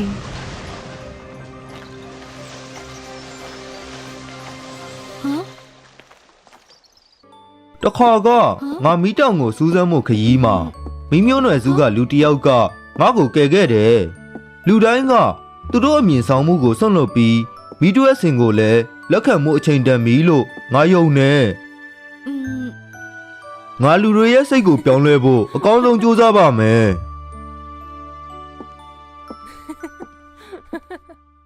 နောက်ပိုင်းရက်တွေမှာအမ်ဘာကတခြားကျောင်းသားတွေရဲ့ရှောင်ဖယ်ခြင်းကိုဆက်လက်ရင်ဆိုင်ခဲ့ရပါတယ်မိမျိုးနယ်စုကအရန်ရံလို့ပြီးတက်ခိုက်တာကိုပဲစိတ်ဝင်စားကြတယ်ဆိုတဲ့ကောလာဟာလာတွေကြောင့်ဘသူမှအမ်ဘာနဲ့မပေါင်းဖက်ချင်ကြဘူးလေ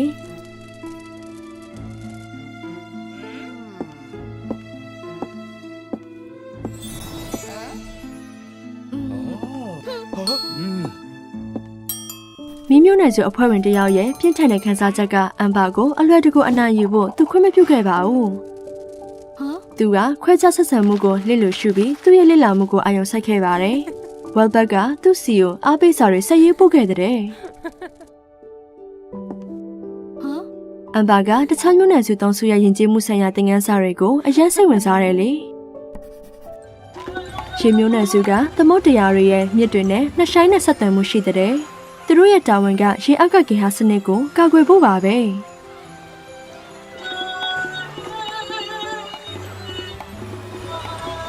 တင်မျိုးနယ်စုကတဘာဝတစ်ပင်တွေကိုကိုးကွယ်ကြပြီးအတိုးတက်ဆုံးစိုက်ပျိုးရေးကိုပိုင်ဆိုင်ထားခဲ့ပါတယ်။လေမျိုးနယ်စုကတော့သူတို့ကလွတ်လပ်မှုဝါဒတတိပုဂ္ဂလဝါဒနဲ့ထိထွင်ဖန်တီးမှုကိုတံပိုးထားကြတဲ့သူတွေပါ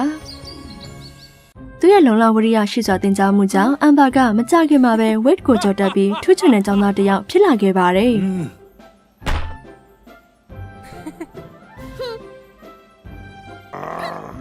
အော်တော့လားဟမ်ငါနဲ့ကိုပြောသားပဲမီးမျိုးနယ်စုအဖွဲ့ဝင်ကိုရှော့မတော့ပါနဲ့ဆိုတာအဲ့ဒီတော့မနှက်ဖြန်အရေးအချင်းစစ်စာမျိုးပွဲအတွက်ပြင်ဆင်ထားငါနဲ့ကိုတက်တည်ပြမယ်ကောင်းပြီလေမနှက်ဖြန်ငါတို့အတူတူပြိုင်ကြတာပေါ့ ထိတ်တန့်ကျောင်းသားကိုဆုံးဖြတ်ဖို့အရေးအချင်းစစ်ဆောင်မှုဝဲဖြည့်တဲ့နေ့မှာထူးချွန်တဲ့ကျောင်းသားတွေကကောက်ရိုးအယုတ်တွေနဲ့သူတို့ရဲ့အရေးအချင်းတွေကိုတရုပ်ပြဖို့ကျောင်းဝန်းထဲမှာဆူယုံခဲ့ကြပါတယ်။လေးကျောင်းသားကကောက်ရိုးအယုတ်တွေကိုအလွယ်တကူမုတ်ထုတ်လိုက်ပါတယ်။တစ်ကျောင်းသားကကောက်ရိုးအယုတ်တွေကိုမျက်စိအဖြစ်ကိုပြောင်းလဲကလီနဲ့တည်ဆောင်သွားစေဖို့မော်အစွမ်းကိုသုံးလိုက်တဲ့ဝိတ်ကတော့ကောက်ရိုးအယုတ်တွေစီကိုရှေ့ကိုပြပြထထန်ပစ်လိုက်ပြီးသူတို့ကိုအဝေးကိုတွန်းထုတ်လိုက်ပါတယ်။အမ်ဘာအလဲရောက်တော့သူကကောက်ရိုးအယုတ်တွေစီကိုမီးနဲ့ပစ်လိုက်တာကြောင့်သူတို့ကိုတစ်ခုပြီးတစ်ခုမီးဆွဲသွားစေခဲ့ပါတယ်။ကမ္မကောင်းစွာနဲ့သူအမတ်ပေးနေချိန်ဆရာရဲ့ခနာကိုဘောကတိတ်ရွက်6တွေကိုပါမတော်တဆမီးလောက်သွားစေခဲ့တယ်လေအမ်ဘာမင်းရဲ့စွမ်းအားကိုမင်းမထိန်ချုံနိုင်ဘူးလားအဲ့ဒီလိုအန်ရရှိတဲ့စွမ်းအားကြောင့်မင်းကြာရှုံးမှုနဲ့ထိုက်တန်တယ်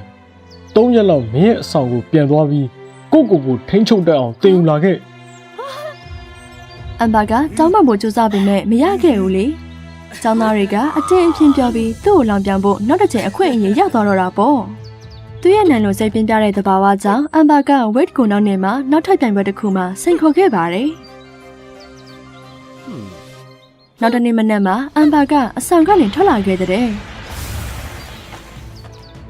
သူကဆင်းလဲတဲ့တောင်ကုန်းကိုသွားပြီးဝိတ်ကသူ့ကိုစောင့်နေတာကိုသူတွေ့လိုက်ရပါတယ်မနေ့ကအမှားကြောင့်ဖြစ်သွားတာအခုငါနှင့်ကိုငါရဲ့စစ်မှန်တဲ့စွမ်းအားကိုပြမယ်ဟုတ်လားငါကြောက်လိုက်တာအယူရဲ့တောင်ယူစမ်းအမ်ဘာနဲ့ဝိတ်တို့ကရေမီးလောင်ချီတန်းတွေကိုအပြန်အလှန်ပစ်ခတ်နေပါတော့တယ်ရုတ်တရက်ဝိတ်ချွန်လဲပြီးအမ်ဘာအပေါ်ကိုထိုးချသွားခဲ့ပါတယ်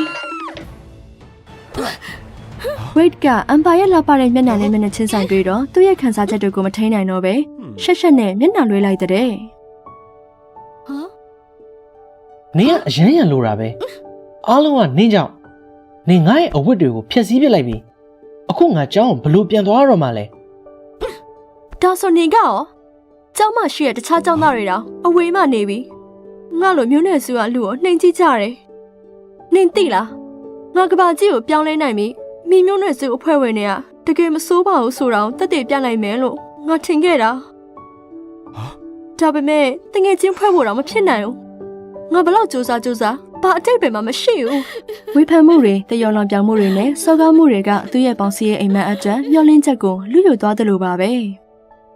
ဒါဆိုနင်လိုချင်တာကလူတိုင်းနဲ့ကိုလက်ခံလာဖို့ပေါ့ဝိတ်ကသူဝမ်းနေနေတာကိုမြင်တော့သူ့ကိုထမနောက်တော့ဖို့ဆုံးဖြတ်ခဲ့ပါတယ်သူကရေပေါ်မှာပြေးသွားကကောင်းကင်မှာတောက်ပတဲ့တက်တန်ကိုဖန်တီးခဲ့တဲ့ကြည်အမ်ဘာ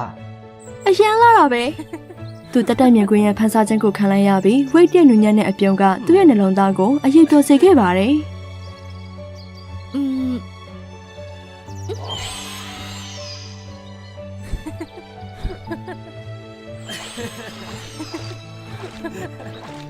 နှစ်ယောက်သားတစ်နေ့လုံးပျော်ရွှင်စွာစကားဆင်ပြီးပြောခဲ့ကြတဲ့ငါနဲ့ကိုတောင်းပန်တဲ့နဲ့ငါနိုင်လို့စိတ်ပြင်းပြခဲ့တယ်ပြီးတော့ငါမိမျိုးနဲ့စုကိုဘသူ့ကိုမှမထီမဲ့မပြုတ်စေချင်ဘူးငါအမှနင့်ကိုတောင်းပန်ရမယ်သူပါနင်လူတိုင်းရဲ့ဝိုင်းပေတာခံရဖို့မထိုက်တန်ဘူးအဲ့ဒီအချိန်ကစပြီးဝိတ်နဲ့အမ်ဘာကြားအချင်းချင်းတိုင်ဆိုင်မှုတွေရပ်တန့်သွားခဲ့ပါတယ်သူတို့နှစ်ယောက်ကတငယ်ချင်းတွေဖြစ်လာခဲ့ကြတဲ့အချိန်ကြာလာတာနဲ့အမျှသူတို့ရဲ့မတူညီတဲ့စိတ်ဝိညာဉ်တွေကအချင်းချင်းစီးလုံးလာခဲ့ကြပါတယ်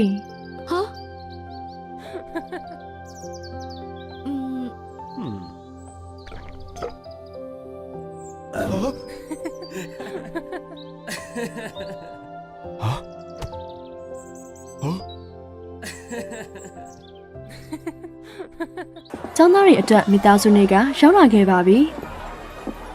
ကျောင်းသားတွေကကျောင်းလန့်ပြီးအမ်ပါရဲ့မိသားစုကိုရှောင်ခဲ့ကြပါတယ်။သူရဲ့မိဘတွေကလည်းတခြားမျိုးနွယ်စုတွေကလူတွေကိုမကြိုက်ကြဘူးလေ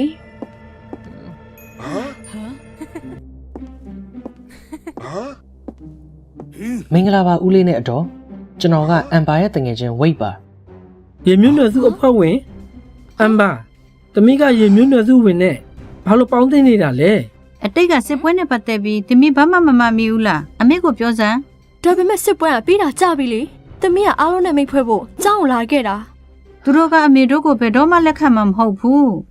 အမ်ဘာကသူ့မိဘတွေနဲ့ညှင်းခုန်နေချိန်မှာအမှန်တရားရဲ့နှစ်ဖက်သွားတာကြီးခိုးယူခံလိုက်ရတဲ့တဲ့ထွက်လာခဲ့တဲ့ဝေယုံနဲ့မိတောက်တွေနဲ့လွှမ်းနေတဲ့တွင်ပြင်ကအခင်းဖြစ်ပွားရာနေရာကနေထွက်ပြေးသွားတာကိုတယောက်ကတွေ့လိုက်တယ်လေ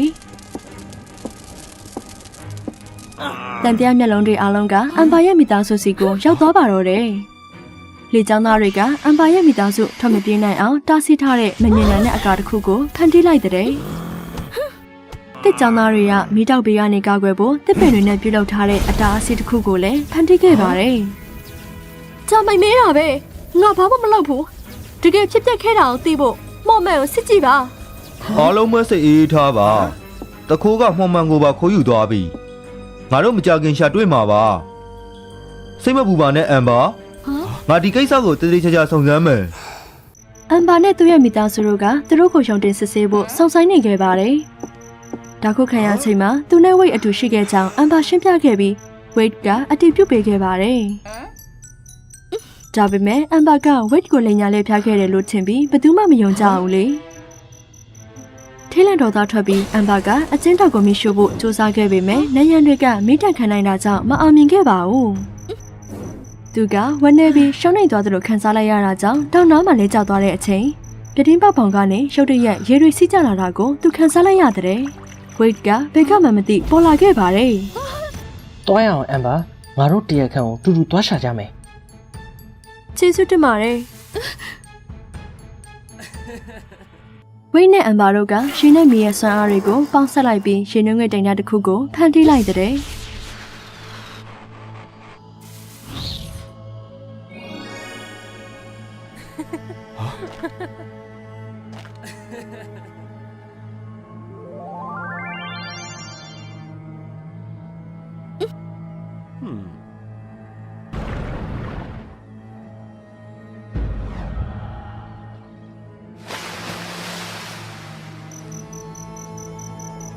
ပြီးတော့အမ်ဘာရဲ့နာမည်ကိုရှင်းလင်းဖို့ကျောင်းအကြီးရဲ့ရုံခန်းကိုသွားခဲ့ကြပါတယ်။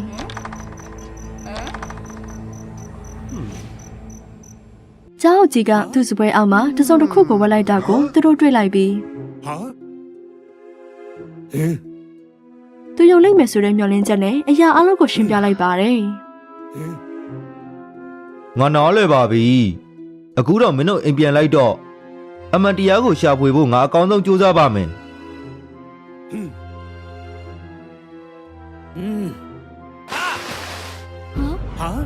ူတို့ရှိမိတော်မှန်တိလိုက်တာကြောင့်ကျောင်းအကြီးကဓာတ်နဲ့မုံမှန်ကိုဖွေ့ဖက်ကထွက်ပြေးသွားပါတော့တယ်။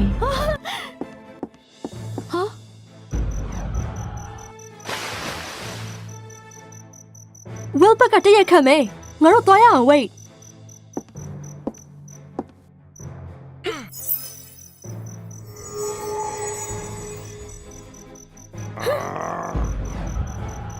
သူတို့တောင်ရောက်စလုံးရေကန်တစ်ခုနာကတောအုပ်စီကိုပြန်တန်းသွားခဲ့ကြပါတယ်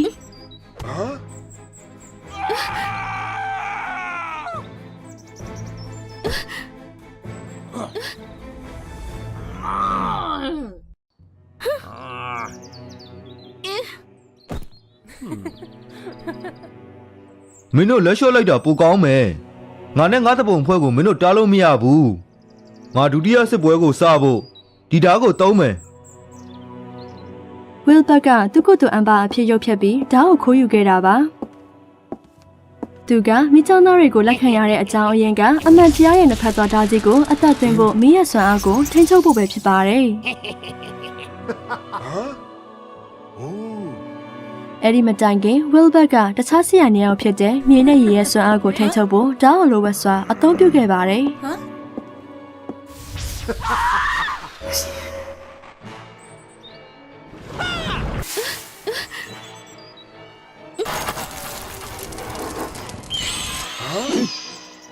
ဝီလ်ဘက်ကအမ်ဘာရဲ့ဆွမ်းအားကိုထိန်းချုပ်ဖို့ဓာတ်ကိုသုံးဖို့ပြင်ဆင်နေတဲ့အချိန်မှာဝိတ်ကသူ့စီကိုပြေးသွားလိုက်ပြီးသူ့ကိုဖုံးအုပ်ဖို့ရေပူပေါင်းအဖြစ်ကိုပြောင်းလဲလိုက်တဲ့ဝိတ်ကရန်သူကိုထိန်းချုပ်ဖို့အတွက်ရေမျိုးနယ်စုရဲ့လူ့ဝက်အမှုပညာကိုအသုံးပြုခဲ့တာပဲဖြစ်ပါတယ်ဒီလိုရှောင်းမှုကဘယ်သူမှမဆိုထိန်းချုပ်နိုင်နေလေအပြန်အလှန်အားဖြင့်ဒါကမော့အစွမ်းမြောက်စွာကိုလိုအပ်ပြီးမကျွမ်းကျင်ရင်အသက်ဆုံးရှုံးနိုင်ပါတယ်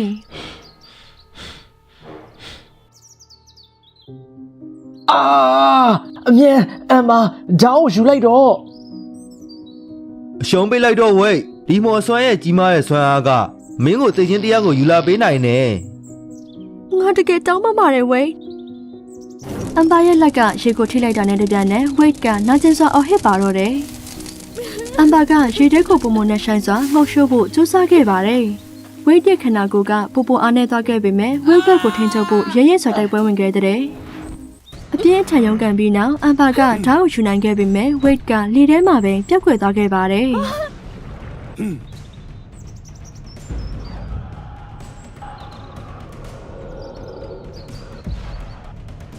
အမ်ဘာလည်းငိုကြွေးခဲ့ပြီးသူ့ရဲ့ဝေဒနာကသူ့ကိုအသက်သောခွန်အားကိုပေးစွန့်ခဲ့တဲ့ငါ့ကိုဓာပြန်ပေးစမ်း ရှင်ဘာလို့ဒီလိုလုပ်တာလဲဝိတ်နဲ့ရှင်ကကျမတို့ငင်းချမ်းရေးစီကိုပို့ဆောင်ပေးမယ်လို့ကျမယုံခဲ့တာ ငင်းကျဲရဲ့အိမ်မက်တွေကစိတ်ကူးရင်တက်တက်ပါကလေးမလေးရဲ့ dressing တွေကသူတို့ကိုအုပ်ချုပ်ဖို့လူတစ်ယောက်လိုတယ်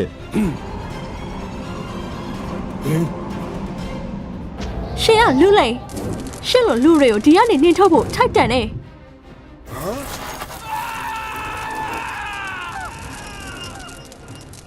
မော်မန်ကရုတ်တရက်တိုးကျလာခဲ့ပါတယ်အမ်ဘာလည်းသူ့မှာအပြစ်မရှိကြောင်းသက်သေပြဖို့ဒါကိုယူလိုက်ပါတယ်